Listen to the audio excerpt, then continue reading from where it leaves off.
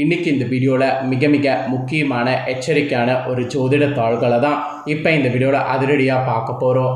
ஜோதிட தாள்களை அதிரடியாக பார்க்கறதுக்கு முன்னாடி எதை பற்றிய ஜோதிட தாள்களை பார்க்க போகிறோம் அப்படிங்கிறத இன்ட்ரோ மூலிமா ஷேர் பண்ணுறேன்.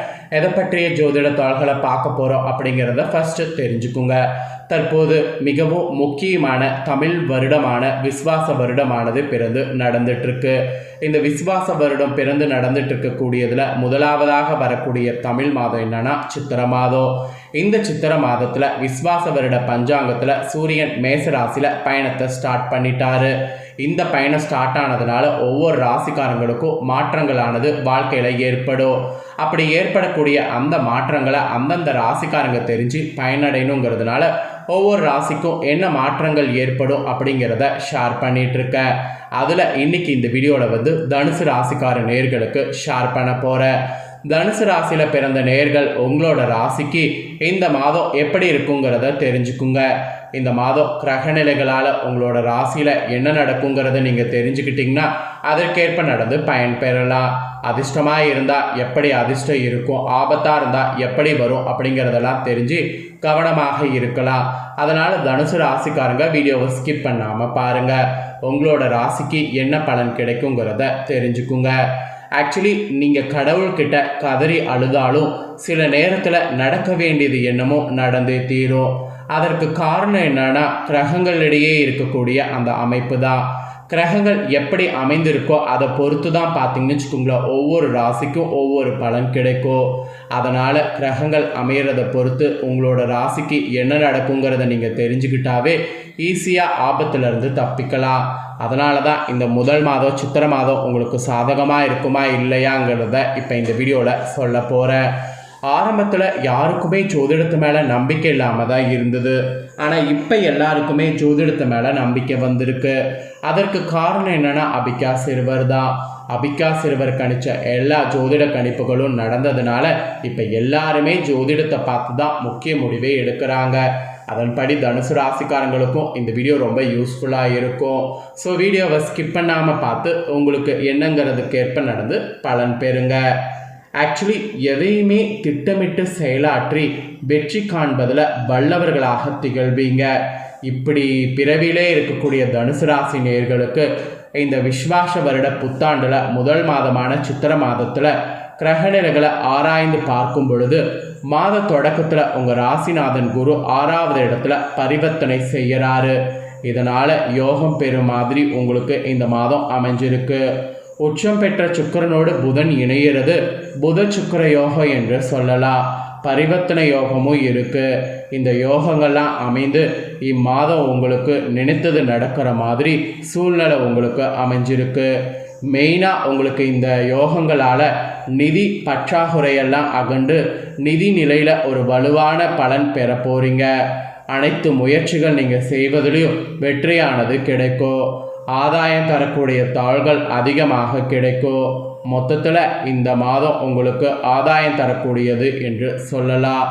உங்களுக்கு இன்னும் கிரக சேர்க்கையால் நிறைய விஷயங்கள் நடக்கும். அதெல்லாம் என்னென்னங்கிறத உங்களுக்கு எக்ஸ்பிளைன் பண்ணுறேன். அதெல்லாம் என்னென்னங்கிறத இந்த வீடியோ ஃபுல்லாக பார்த்து தெரிஞ்சுக்குங்க. ஃபஸ்ட்டு குரு சுக்கிர பரிவர்த்தனையானது இருக்குது. இந்த பரிவர்த்தனையினால் நீங்கள் என்ன பலனை பெறுவீங்கிறத சொல்கிறேன், நோட் பண்ணிக்குங்க. சித்திரை 1ஆம் தேதி முதல் 27ஆம் தேதி வரை குரு சுக்கிர பரிவர்த்தனையானது இருக்குது. ஆக்சுவலி உங்கள் ராசிநாதன் குரு பகவான் 6வது இடத்துக்கு அதிபதியானவர் சுக்கிரன். இந்த 2 கிரகங்களுடைய பரிவர்த்தனை அவ்வளவாக நல்லதல்ல. அதாவது உங்கள் ராசிநாதன் குரு பகவான் இருக்கிறாரு, 6வது இடத்திற்கு அதிபதியானவர் சுக்கிரன். இவங்க 2 பேர் கிரகங்களுடைய பரிவர்த்தனை உங்கள் ராசிக்கு நல்லதல்ல. நீங்கள் எவ்வளவு தான் உழைத்தாலும் உழைப்புக்கேற்ற பலன் சில நேரம் கிடைக்காம கூட போகலாம். திடீரென வரக்கூடிய மாற்றங்கள் மனக்கவலையை ஏற்படுத்தும். வியாபாரத்தில் உள்ள கூட்டாளிகள் விலகுவதாக சொல்லி அச்சுறுத்துவாங்க. புதிய வழக்குகள் வந்த வண்ணமாகவே இருக்கும். எதிரிகளுடைய பலமானது கூடும். அதனால் இந்த நேரத்தில் எதை செய்தாலும் யோசித்து செய்வது நல்லது. யோகங்கள் உங்களுக்கு உருவாகினாலும் குரு சுக்கிர பரிவர்த்தனை உங்கள் ராசிக்கு கவனமாக இருக்கணும் என்பது குறிப்பிடப்பட்டிருக்கு. அதனால் கவனமாக இருக்கிறது ரொம்பவே பார்த்தீங்கன்னு வச்சுக்கோங்களேன் நல்லது. நெக்ஸ்ட்டு வந்து கும்பத்தில் ராகு, சிம்மத்தில் கேது. இந்த சஞ்சாரம் உங்களுக்கு என்ன பலனை கொடுக்குங்கிறத ஷேர் பண்ணுறேன். இந்த சஞ்சாரத்தினால என்ன பலன் கிடைக்குங்கிறத தெரிஞ்சுக்குங்க. சித்திரை 13ஆம் தேதி கும்ப ராசியில் ராகுவும் சிம்ம ராசியில் கேதுவும் சஞ்சரிக்க போகிறாங்க. இது உங்கள் ராசிக்கு 3ல் சஞ்சரிக்கக்கூடிய ராகுவால் முன்னேற பாதையில் சில இடையூறுகள் வரலாம். இருப்பினும் இந்த இடையூறுகளை சமாளிக்க தைரியமும் தன்னம்பிக்கையும் இருக்கணும். இருந்தால் அதை முறியெடுத்து வெற்றியானது காண முடியும். உத்தியோக மாற்றம் உறுதியாகி மனக்குழப்பத்தை உங்களுக்கு அகற்றும். அரசு வேலைக்கு முயற்சி செய்யக்கூடிய உங்கள் ராசிக்காரங்களுக்கு அது கைகூடும். பூர்வீக சொத்துக்களை பிரித்து கொள்வதில் இருந்த தகராறுகள் அகலும். தொழில் மாற்ற சிந்தனைகள் உங்களுக்கு அதிகரிக்கும். பழைய வாகனங்களை கொடுத்து விட்டு புதிய வாகனம் வாங்கக்கூடிய முயற்சி கைகூடும். பொருளாதாரத்தில் இருந்த தேக்க நிலம் மாறும். பாகிஸ்தானத்தில் சஞ்சரிக்கக்கூடிய கேது சகல பாக்கியங்களை வழங்க நீங்கள் கண்டிப்பாக இந்த டைம் சர்ப்ப பரிகாரங்களை செய்வது இந்த மாதம் நல்லது.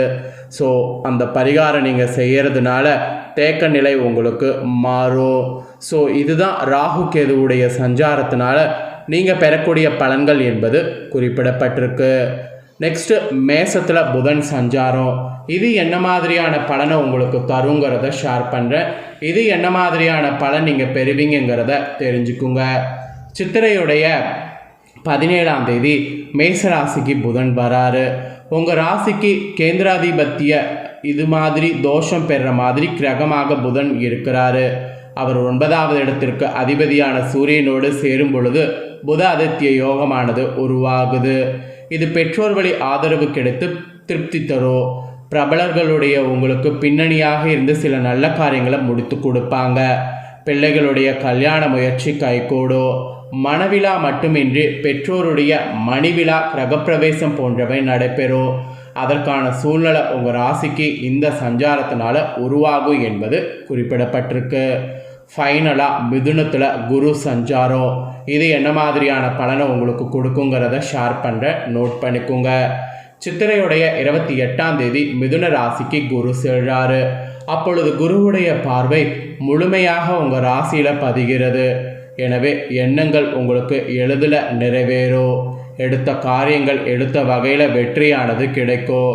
சொன்ன சொல்ல எப்பேற்பட்டாவது காப்பாற்றுவீங்க. அதே சமயம் துணிவும் தன்னம்பிக்கையும் உங்களுக்கு கூடும். சகோதரர்கள் ஒற்றுமையானது பலப்படும். லாபமானது எதிர்பார்த்தபடி இந்த மாதம் கிடைக்கும். ஆரோக்கியம் சீராகி உற்சாகத்தோடு செயல்படுவீங்க. அதற்கு எந்த ஒரு தடையும் இருக்காது.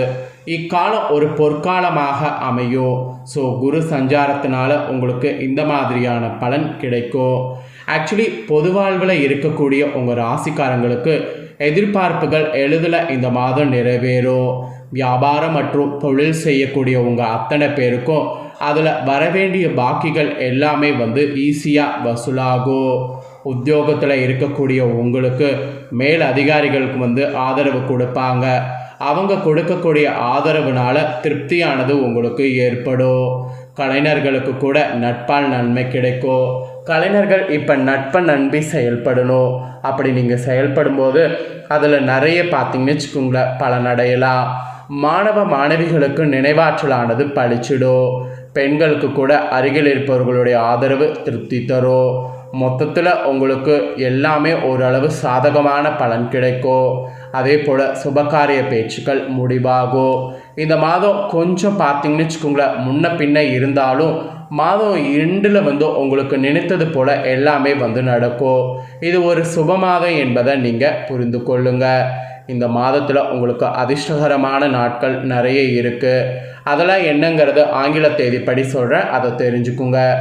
ஏப்ரலுடைய 14, 15, 22, 23, 25, 26, மேலே 6, 7, 12, 13 இதெல்லாம் அதிர்ஷ்டகரமான நாட்கள் என்று உங்கள் ராசிக்கு சொல்லப்பட்டிருக்கு. அப்புறம் அதிர்ஷ்டகரமான இந்த மாதத்துக்கு உங்களுக்கு நிறம் என்னென்னா ஆரஞ்சு நிறத்தை நீங்கள் நிறைய பயன்படுத்தினீங்கன்னா இந்த மாதம் உங்களுக்கு அதிர்ஷ்டமானது இருக்குது. அதனால் ஆரஞ்சு நிறம் அதிகமாக பயன்படுத்த பாருங்கள். அவ்வளோதாங்க, உங்களோட ராசிக்கான பலனை நான் இந்த வீடியோவில் எக்ஸ்பிளைன் பண்ணிட்டேன். எக்ஸ்பிளைன் பண்ண பலனை நீங்கள் பார்த்தது போல் உங்கள் ஃப்ரெண்ட்ஸ் ஃபேமிலியில் இருக்கிறவங்களும் பார்த்து பலனடையணும்னு நினச்சிங்கன்னா வீடியோ லைக் பண்ணி ஷேர் பண்ணுங்கள். வீடியோ உங்கள் ஃப்ரெண்ட்ஸ் ஃபேமிலியில் இருக்கிறவங்களும் பார்க்கட்டும். அவங்களும் தனுசு ராசிக்காரங்கன்னா இந்த தாள்களை தெரிஞ்சு இதற்கேற்ப நடந்து பலனடையட்டும். நெக்ஸ்ட்டு நம்ம சேனலில் நிறைய வீடியோ போடப்படும். அதை எல்லாத்தையுமே உடனுக்குடனே தெரிந்து கொள்ள மறக்காமல் நம்ம சேனலை சப்ஸ்கிரைப் பண்ணுங்கள், கூட பெல் பண்ண ப்ரெஸ் பண்ணுங்கள். அதை நீங்கள் பண்ணிட்டீங்கன்னா நெக்ஸ்ட்டு போடுற வீடியோலாம் உடனுக்குடனே தெரிந்து பயனடையலாம். சப்ஸ்கிரைப் பண்ணி பெல் பண்ண ப்ரெஸ் பண்ணி சப்போர்ட் பண்ணுங்கள். வேற ஒரு வீடியோவில் சந்திக்கிறேன். தேங்க்யூ.